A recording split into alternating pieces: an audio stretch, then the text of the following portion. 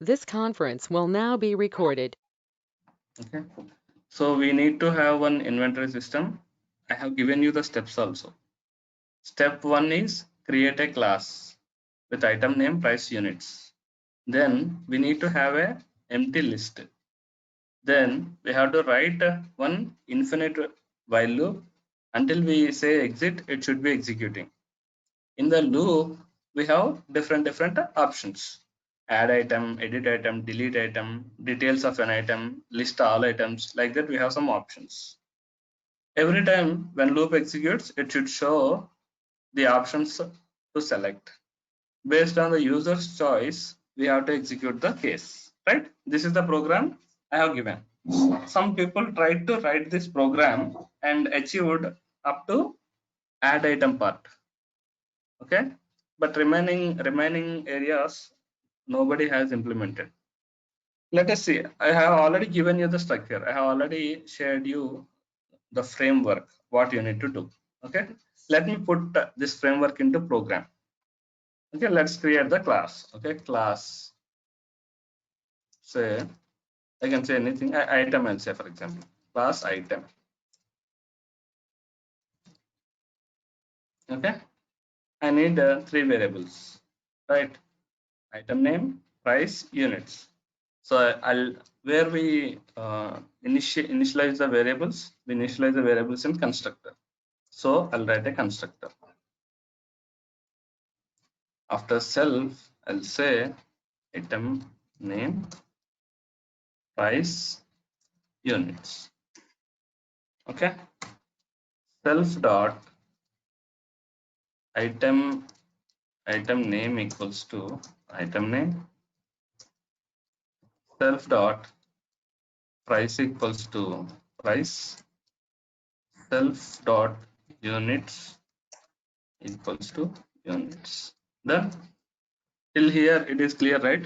Whenever I need to create an object for item, I'll create an object and I will pass three parameters: item name, price, and units. Then what it will do? It will create an object for me, and all the three variables will be initialized. Step 1 is completed. So this is completed. Line number 201 to 204. This is completed.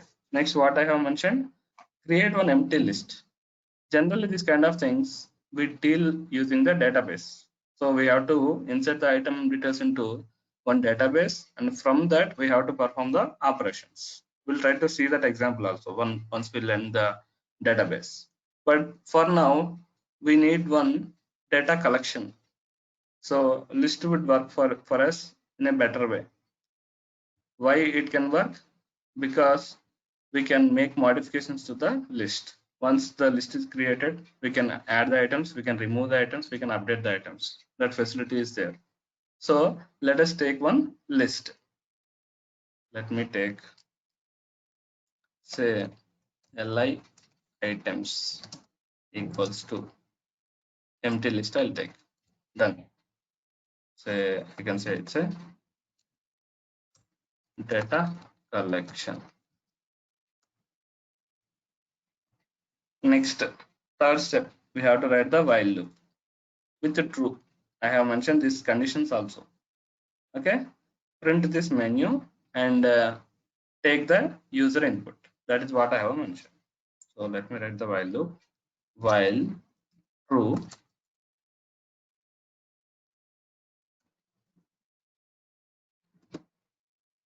okay, print welcome to the store. Whatever the message you want to print. I'll just copy this. Add, edit, delete. Like one, add item.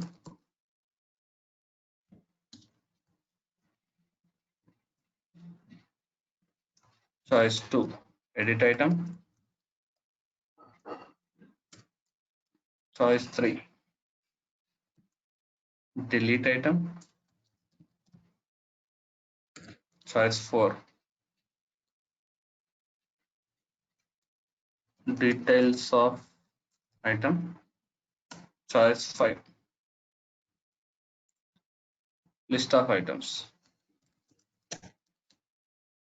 Choice 6 to exit. Choice 6 to exit. Okay, this menu should be printed on the screen and user should be prompted for input. Choice equals to input. Enter your choice. Okay, so user enters his choice, and what I'll do is if choice equals to 6, break.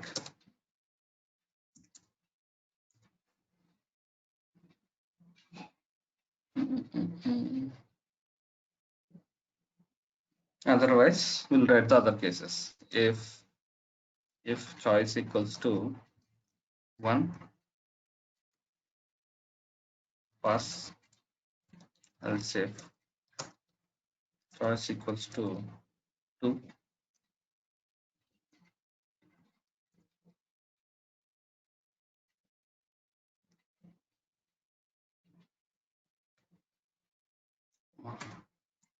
else if choice equals to 3.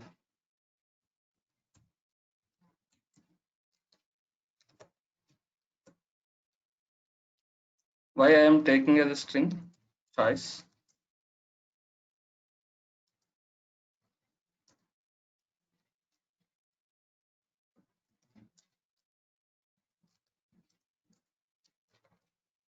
Else if choice equals to 6, I can write here also, fine, break, else print, enter a valid choice.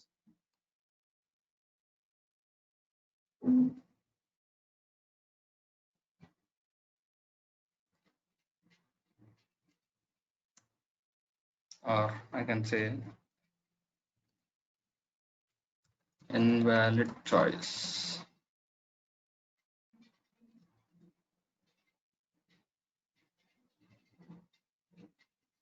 So the structure is ready. Till here, anyone is having any issue in understanding? I declared the class, I defined the class, I declared one data collection, I have written one infinite loop. Inside the loop, I have mentioned, I just printed all the statements. It will print all the statements. Then I am reading user input. User will provide the choice. Okay. If you provide choice one block I have to write. For now, I have not written. First, I am preparing the structure of the program. This framework I am preparing. So I mentioned pass for now. And I know when the choice is 6, I should break the loop. So I have mentioned break statement here. So whenever the break statement gets executed, the while loop will get exit. Okay. So 1, 2, 3, 4, 5, 6. These are the choices I need. If user enters 7 or 10 or -0 something else, which is not matching with these choices, I want to print a message invalid choice. Is it clear so far? It's very straightforward and simple, right? No difficulty in understanding, I think. Clear, guys? Shall I move to block by block? Okay, right. Good, Ria. So now choice 1. When the choice 1 is selected, what we need to do? Add an item. If I want to add an item, I need three properties for one item, right? What are those three properties? Item name, price, and units. So I need to get those three values from the user. So let me get them. Item name equals to, okay, input, enter item name. Property 1 I'm reading. Next, price equals to input, enter price of the item. I'm reading the second input. Generally, price value will be in the decimal points, right? It's a number with decimals. So let us consider float. Let us convert into float. Third one, units equals to input, enter number of units. I'm reading the units also. Units will be in integer format. Okay, 5 items, 10 items, like that it will be. Not like 10.5 items, 2.3 items. It won't be like that. So let me convert this into integer data type. Int of. Okay, I am reading three values, and I am providing the proper data types also. Guys, we have to remember, we need to properly align this indentation. Okay, after if condition, we have to give one tab space, and we have to maintain that tab space only until the end of this choice one block. Then only it will be considered under choice one block, and we don't get any errors. Okay, now I got all the items. Now I got all the properties. Now what I need to do, in order to add an item to my list, I have to create an object first. Okay, I'll create an object. Item equals to item. What is the class name? I think item only. So I'll say item, for example. Item equals to item of item name. To create an object, I need to pass the values, right? Price and units. By this time, by the time of line number 25, I'm having the object for the item. Okay. Now I need to add this item to my database. For now, we have a data collection only. What is the data collection? We have li items dot. How to add an item to the list? We know that. How to add an item to the list? We have an option called append. We have to use the append, and here item. That's it, guys. Case 1 is completed. Once the case 1 is completed, let us inform the user. Item added successfully. This is what I have expected from the case 1. Any questions about case 1, or is it clear to everyone? You just confirm me, so that I'll move on to next case.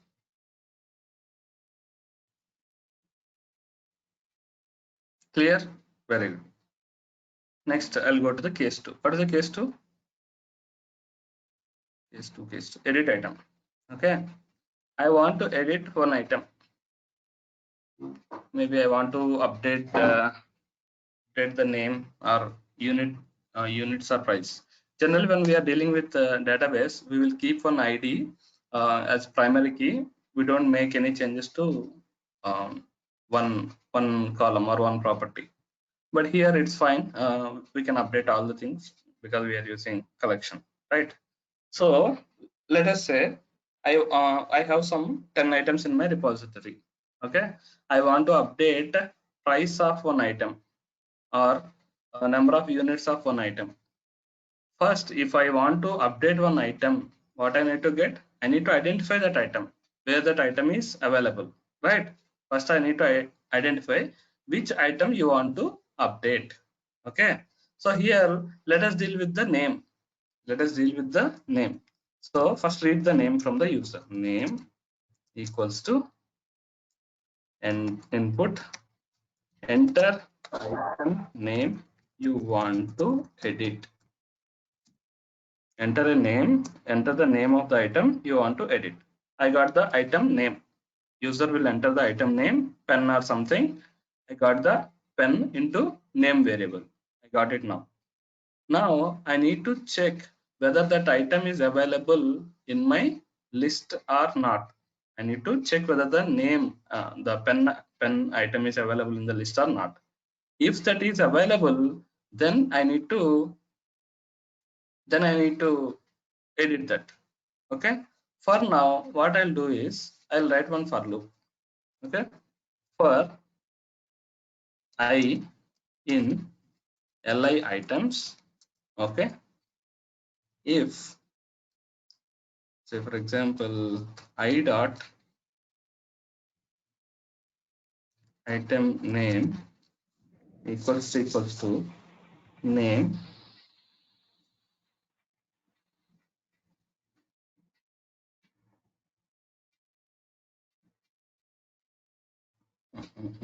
Shall we update here?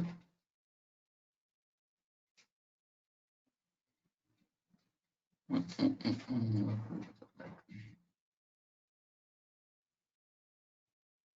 can update here also. What if nothing is updated?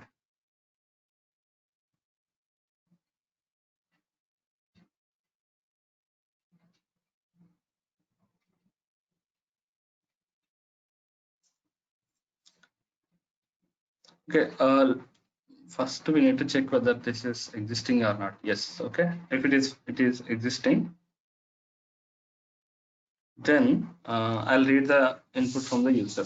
Okay. Say for example, price P equals to float input, enter new price, done. Next units equals to int input, enter new units, done.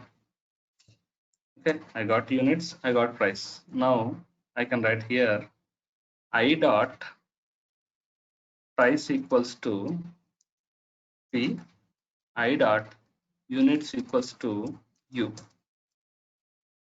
Print a statement, item updated. Then break the for loop. That's it. There are different ways to do this one. I found one way and I have written this one. So what is happening in choice 2? For example, user enters the choice 2. Then line number 30 will be executed. Enter item name you want to edit. This will be prompted. Say for example, user enters pen. Okay. Now I need to check whether the pen is available in list items or not. How do we check whether a specific item is available or not? For example, if I have a list like this, I have 10, I have 20, I have 30, like this. User entered n equals to 10, for example. If I want to check whether n is available in list or not, I can write like if n in li. This way I can write the condition, because here we can check the membership operator. If 10 is existing in the list or not, I can check by using in operator. Okay, but in our scenario, it is not like 10, 20, 30. It is not like 10, 20, 30. We have objects here. Object 1, object 2, object 3. This way I have the data.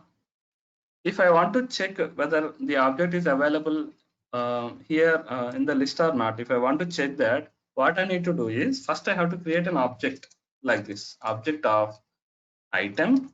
Like I need to provide the name, I need to provide the price, 12.5. I need to provide the units. This way I need to prepare an object first. Then I have to check whether that object is available in the init or not. If obj1 in li, this way I need to check. If I want to check this way, I need to ask the user to provide the name of the item, price of the item, units of the item. 3 values I need to ask the user. But user may or may not remember all the details. Okay, if user remembers and if he can provide all the details, we can create an object and we can check if object in list or not. We can check the membership operator and it's very simple. But we can't assure that user can remember all the things. So what I'm doing is I am looping through all the objects. I'm writing for loop for I in li. I'm saying. So when I say for I in li, what happens? Whatever the objects I have so far, whatever the objects I have created so far, those will be listed here. Okay. So I value will take initially object 1. In the next iteration, it will take object 2. In the next iteration, it will take the object 3. Okay. Inside for loop, what I'm trying to do is I'm checking this value I dot I is an object. I know that I dot item name. I is having one property called item name. Is it equals to whatever the value user has given? I'm checking this. If I found a match, if I found some matching value here, what I'm doing here, I know I found, so I'll say I dot price equals to whatever the price user enters, and here I'll say I dot units, what are the latest units he will give, that I'm updating here. So internal how it will be dealt is like it will consider like list of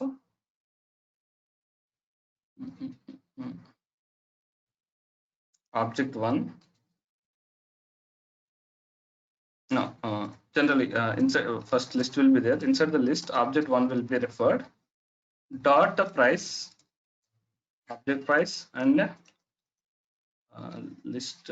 I can say list dot only. Fine. Okay. List of obj1 dot unit. It will consider these values and it will be updated. Okay. So on the fly, I am updating the data for that object. After updating, what I'm saying item updated, and I'm saying break. When I say break, what happens is immediate for loop will get exit. It will break the immediate for loop. What is the immediate for loop? This case 2, that is line number, that is at line number 31, not the actual while loop. It will break the immediate for loop or while loop when the break statement gets executed. So Hello, sir. Yeah. Sir, I think it'll break the if statement, I guess. No, that indentation you didn't give it properly.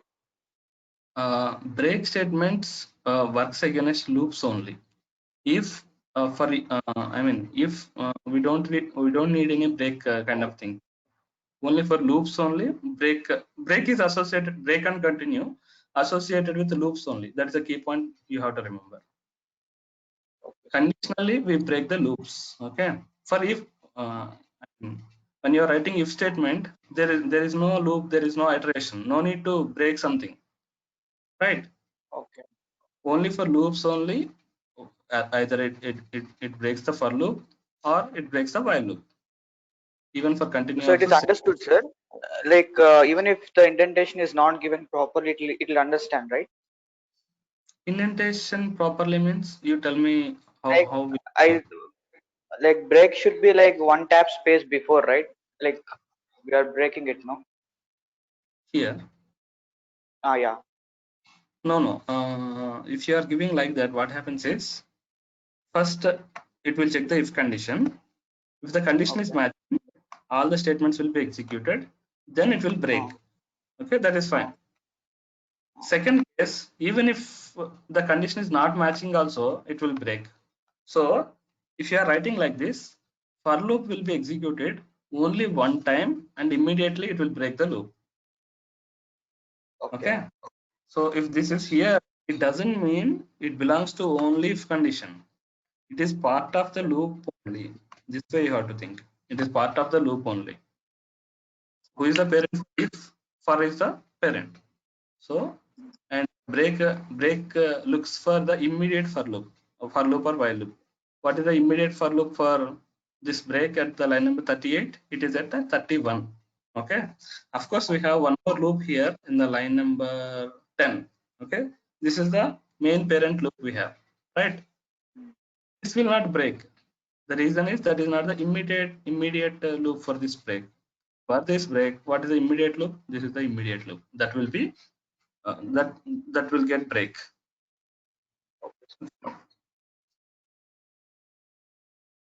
Clear, everyone? Next, let us write the code for delete. For deleting also same thing. Same thing, right? I need to identify which item I need to delete. Guys, I'm trying to explain as slow as possible. I want you to understand how I am planning the things. Like I don't think like every program at a time. If I'm thinking like that, it would be clumsy and I cannot achieve it. So first I'm preparing the framework structure. I prepared the structure of my program. Then I'm taking block by block. I'm considering each block and I'm filling the blocks. In the same way, you have to write the programs. When you are dealing with any big projects, you split into small units of your understanding. Okay, take one block, complete it. Take another block, complete it. Go in a logical manner. Okay, choice 3. What I have to do in the choice 3, I have to delete the item from the list. I have to delete the item from the list. Again, same. How to delete the item? Before deleting, I need to get which item I need to delete, right? Enter item name you want to delete. Okay, I have to get the name, right? I got the name. Then again, I'll write a for loop for I in li items. Okay, if I dot item name equals to name, I'm checking. So until I find the item, the loop will be executing. For example, I found the item. Okay, once I found the item, that means I have to write that logic inside the if statement. So how can I write? Like del do you guys remember how to delete an item from maybe remove? Shall we try remove? If I know the index, I can try with the index.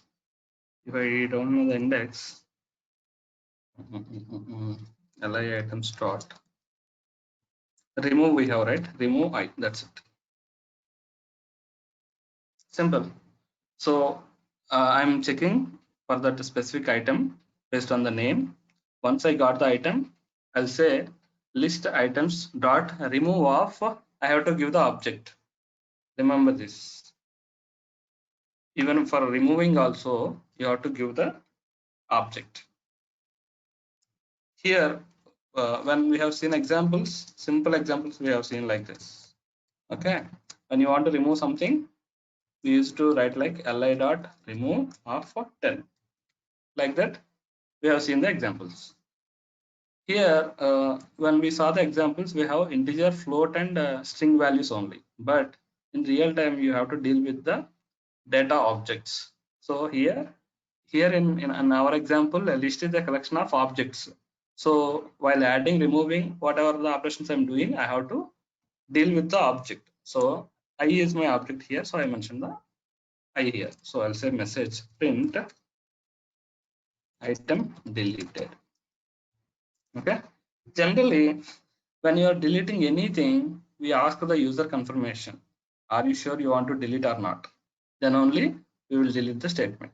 Okay, for now I'm ignoring that case. If you want here code may get clumsy, so I'm not writing here. Before writing these two statements, 44 and 45, write one more statement. Are you sure you want to delete? You can write one prompt message kind of thing. Read the choice based on if else condition, delete it, otherwise ignore it. Okay, delete part is done. Next, what is the fourth choice?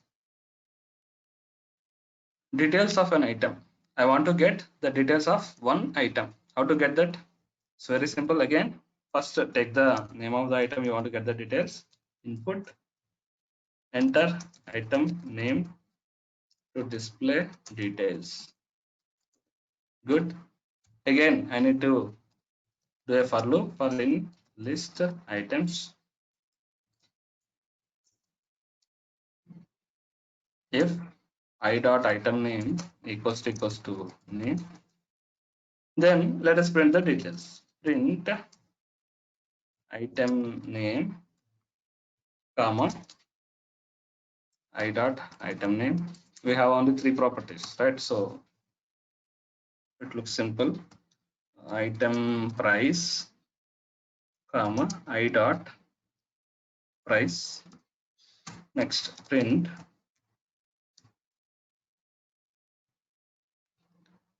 item units.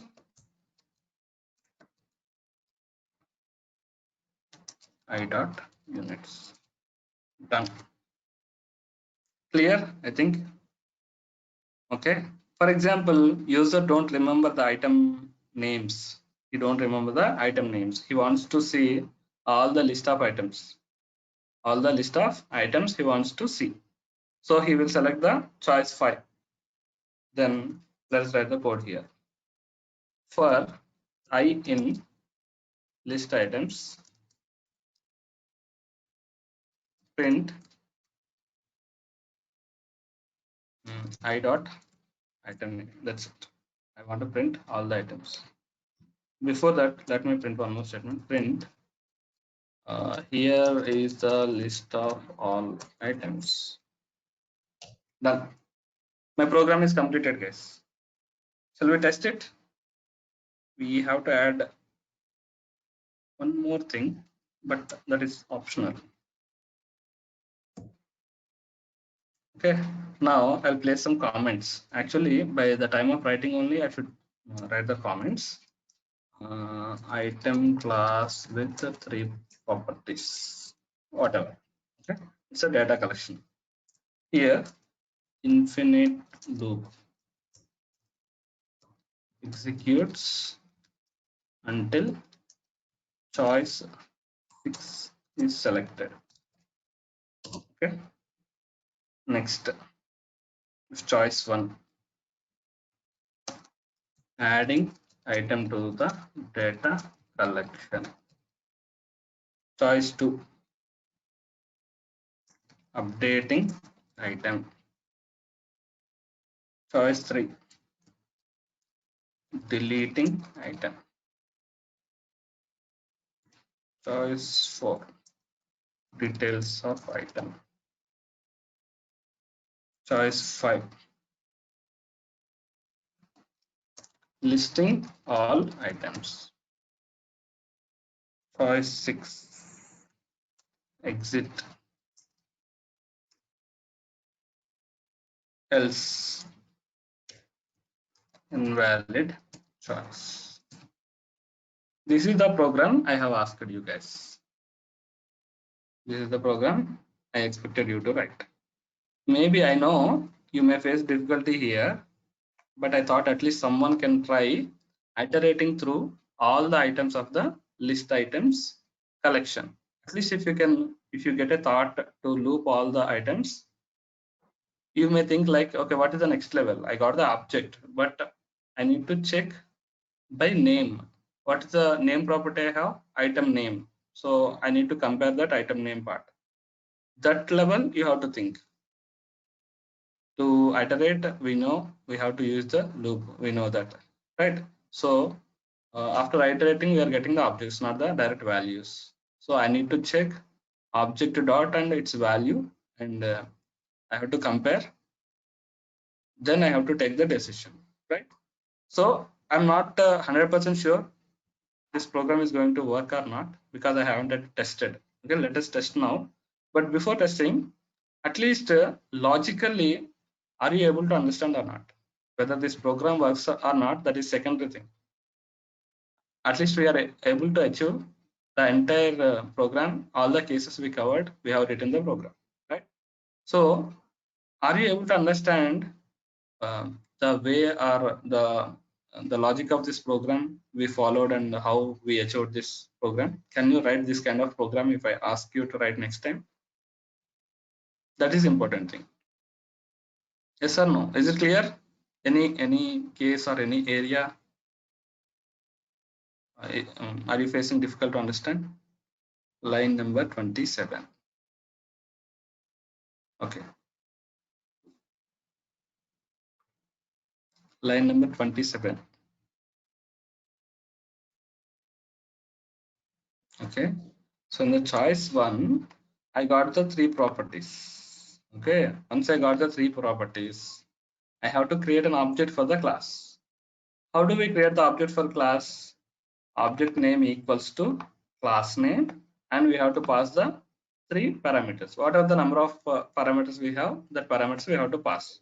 So by the time of line number 28 gets executed, I'll have one object for the item class. I want to store this object into my collection. So list items dot append, and I'm saying the item. So this item will be appended to this list items collection. That is what happened here. Clear? Let me run this program. We'll see while running what kind of problems we are going to face, or will it work fine correctly or not. I'm executing. Can we take name directly in for loop, like for name in list items?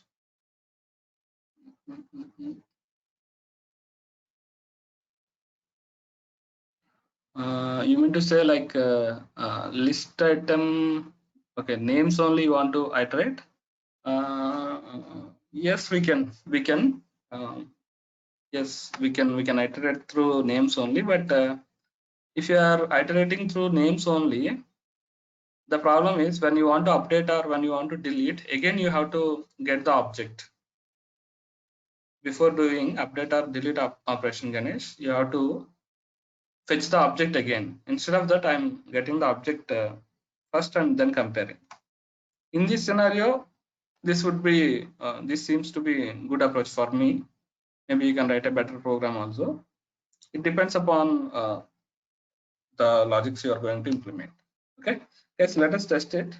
First, let me add an item. I don't have any item, so let me add an item. I'm selecting choice 1. It is asking for item. Pen, for example, I'll say unit price maybe 10 rupees. Number of units 25 units I have. Okay, then item added successfully. Welcome to the store. I got the message again. I want to add another item, pencil, for example. Price 5 rupees. 30 units. 30 units. Okay, shall I add one more item? Yes, one.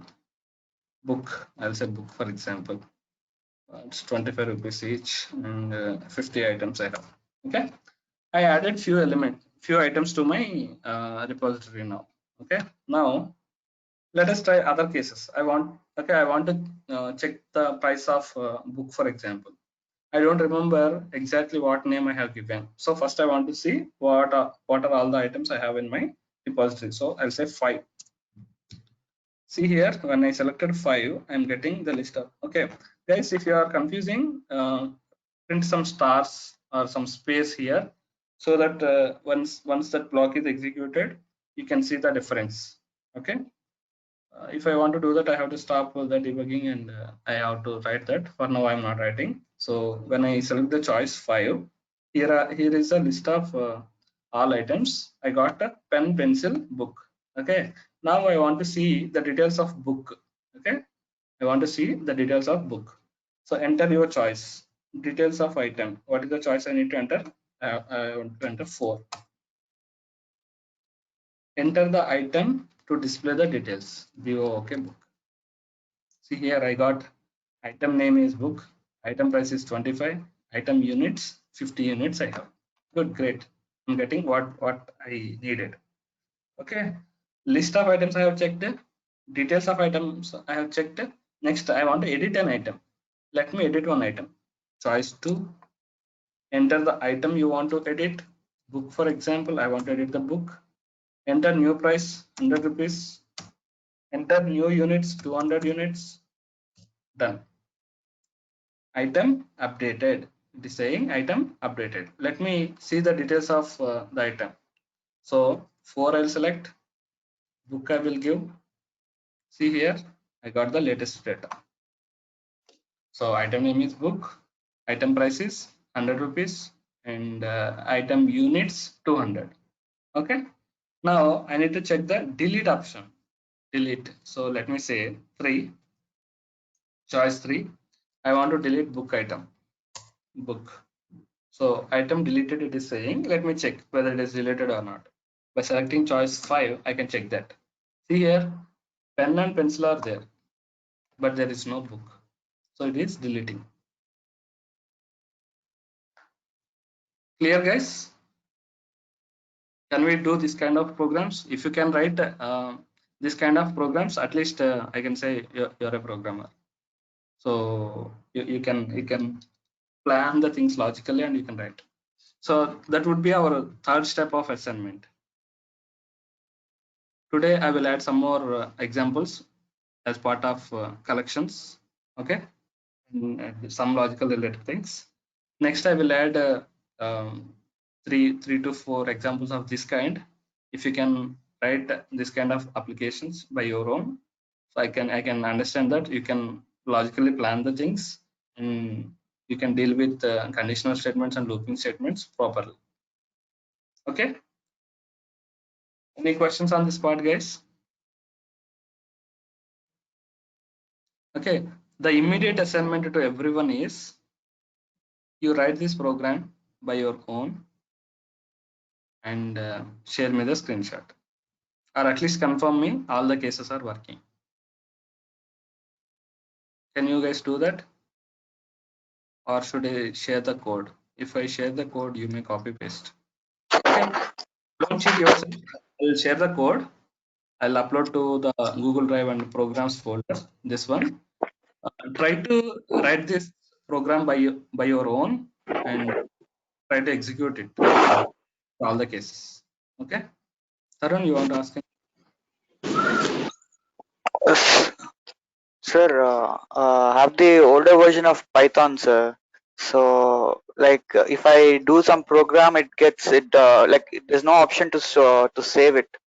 So I cannot share this program, sir. That's why even if I download PyCharm, it's not working, sir. What should I do?